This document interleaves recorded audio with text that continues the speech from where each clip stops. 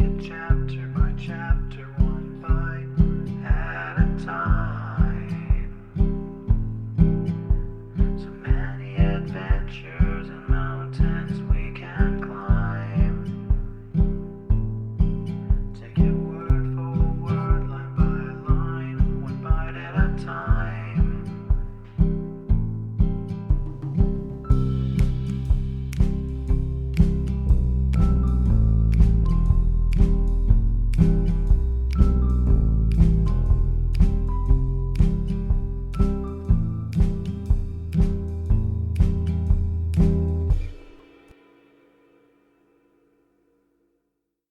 Welcome to Bite at a Time Books, where we read you your favorite classics one bite at a time. My name is Bree Carlisle, and I love to read, and wanted to share my passion with listeners like you. If you want to know what's coming next and vote on upcoming books, sign up for our newsletter at biteatatimebooks.com. Be sure to follow my show on your favorite podcast platform so you get all the new episodes. You can find most of our links in the show notes, but also our website, biteatatimebooks.com, includes all of the links for our show, including to our Patreon to support the show and YouTube, where we have special behind the narration of the episodes.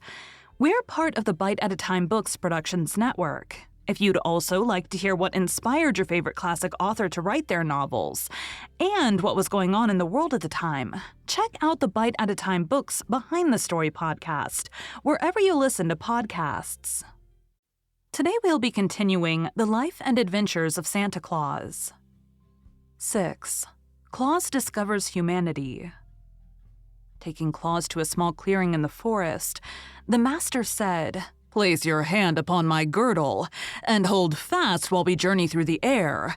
For now shall we encircle the world and look upon many of the haunts of those men from whom you are descended." These words caused Claus to marvel, for until now he had thought himself the only one of his kind upon the earth. Yet in silence he grasped firmly the girdle of the great Ak, his astonishment forbidding speech. Then the vast forest of Burzee seemed to fall away from their feet, and the youth found himself passing swiftly through the air at a great height. Ere long there were spires beneath them, while buildings of many shapes and colors met their downward view. It was a city of men, and Ak, pausing to descend, led Claus to its enclosure. Said the master, "So long as you hold fast to my girdle, you will remain unseen by all mankind, though seeing clearly yourself. To release your grasp will be to separate yourself forever from me and your home in Burzee." One of the first laws of the forest is obedience, and Claus had no thought of disobeying the master's wish. He clung fast to the girdle and remained invisible. Thereafter, with each moment passed in the city, the youth's wonder grew. He, who had supposed himself created differently from all others, now found the earth swarming with creatures of his own kind. "Indeed," said Ak, "the immortals are few, but the mortals are many." Claus looked earnestly upon his fellows. There were sad faces, gay and reckless faces, pleasant faces, anxious faces, and kindly faces, all mingled in puzzling disorder. Some worked at tedious tasks, some strutted in impudent conceit, some were thoughtful and grave, while others seemed happy and content. Men of many natures were there, as everywhere, and Claus found much to please him and much to make him sad. But especially he noted the children, first curiously, then eagerly, then lovingly. Ragged little ones rolled in the dust of the streets, playing with scraps and pebbles. Other children, gaily dressed, were propped upon cushions and fed with sugar plums. Yet the children of the rich were not happier than those playing with the dust and pebbles, it seemed to Claus. "Childhood is the time of man's greatest content," said Ak, following the youth's thoughts. "'Tis during these years of innocent pleasure that the little ones are most free from care." "Tell me," said Claus, "why do not all these babies fare alike?" "Because they are born in both cottage and palace," returned the master. "The difference in the wealth of the parents determines the lot of the child. Some are carefully tended and clothed in silks and dainty linen. Others are neglected and covered with rags. Yet all seem equally fair and sweet, said Claus thoughtfully. While they are babes, yes, agreed Ak. Their joy is in being alive, and they do not stop to think. In after years, the doom of mankind overtakes them, and they find they must struggle and worry, work and fret to gain the wealth that is so dear to the hearts of men. Such things are unknown in the forest where you were reared. Claus was silent a moment. Then he asked, Why was I reared in the forest, among those who are not of my race? Then Ak, in a gentle voice, told him the story of his babyhood, how he had been abandoned at the forest's edge and left a prey to wild beasts, and how the loving nymph Nasil had rescued him and brought him to manhood under the protection of the immortals. Yet I am not one of them, said Claus musingly.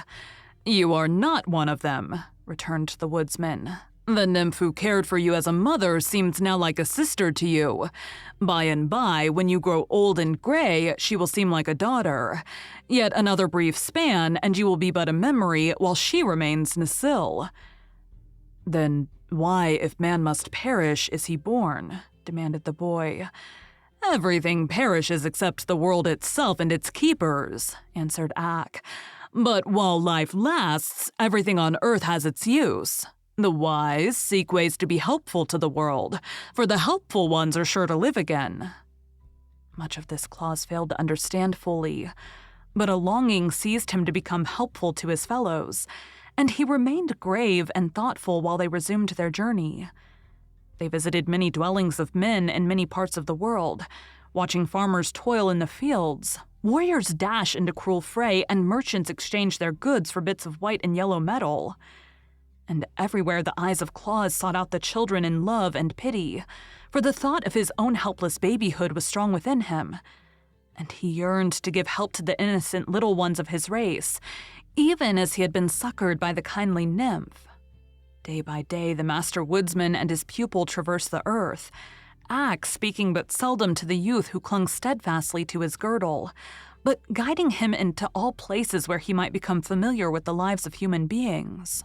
And at last they returned to the grand old forest of Burzy, where the master set Claus down within the circle of nymphs, among whom the pretty Nasil anxiously awaited him.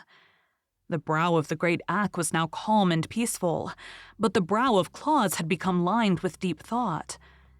Nasil sighed at the change in her foster son, who until now had been ever joyous and smiling, and the thought came to her that never again would the life of the boy be the same as before this eventful journey with the master.